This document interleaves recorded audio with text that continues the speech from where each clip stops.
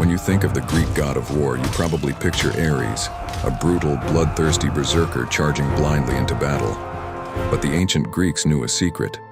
To win a battle, you pray to Ares. To win the war, you pray to Athena. She wasn't just the goddess of wisdom. She was the ultimate tactician, a master of strategy, and the most formidable warrior on Mount Olympus. Forget the mindless slaughter. Today we are diving into the mind of Athena, the true architect of victory. Her origin story is easily one of the most bizarre in all of mythology. It all started with a prophecy. Zeus, the king of the gods, was warned that his first wife, Medusa, the goddess of deep thought, would bear a son more powerful than him. Terrified of losing his throne, Zeus did what any rational Greek god would do. He swallowed Medusa whole. Months later, Zeus suffered a headache so agonizing that he begged the blacksmith god, Hephaestus, to split his head open with an axe to relieve the pressure. From the cracked skull of the mighty Zeus, out leapt Athena, not as a crying baby, but as a fully grown woman clad in gleaming battle armor, letting out a war cry that shook both heaven and earth. She was the literal embodiment of Zeus's intellect, born straight from his mind. Athena and her half-brother Ares were both deities of war, but they couldn't be more different. Ares represented the bloodlust and chaos of combat. Athena represented military strategy, discipline, and defensive warfare. She only fought for justice and to protect the innocent. During the legendary Trojan War, their rivalry came to a head. Ares was fighting on the side of the Trojans, causing absolute devastation. Athena, favoring the Greeks, guided the mortal hero Diomedes.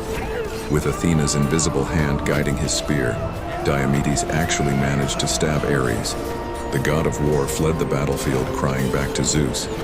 Brains defeated brawn, and it wasn't the first time. But her power wasn't limited to the battlefield.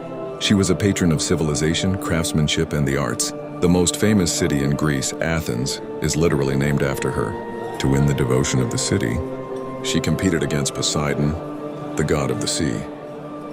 Poseidon struck the earth with his trident, creating a saltwater spring, impressive but useless for drinking. Athena, ever the practical thinker, planted a seed that grew into the very first olive tree. It provided wood, food, and oil. The citizens recognized the true value of her gift and chose her as their protector. However, don't mistake her wisdom for endless mercy. Like all Greek gods, Athena demanded absolute respect, and her punishments were legendary. Just ask Medusa. Once a beautiful priestess in Athena's temple, Medusa was assaulted by Poseidon. Instead of punishing the sea god, Athena blamed Medusa for desecrating her sacred space, transforming her into a terrifying gorgon with venomous snakes for hair, whose very gaze turned men to stone. It's a tragic, dark reminder that the gods of Olympus played by their own cruel rules. Even the goddess of wisdom could be unforgiving. Athena stands as one of the most complex and revered figures in ancient history. A virgin goddess, a brilliant strategist, a fierce protector, and a dangerous enemy. What do you think about Athena's actions? Was her wisdom always justified, or was she just as cruel as the rest of Olympus? Let me know your thoughts in the comments below. If you enjoyed this dive into Greek mythology, make sure to hit that like button and subscribe for more epic tales from the ancient world. Until next time, stay wise.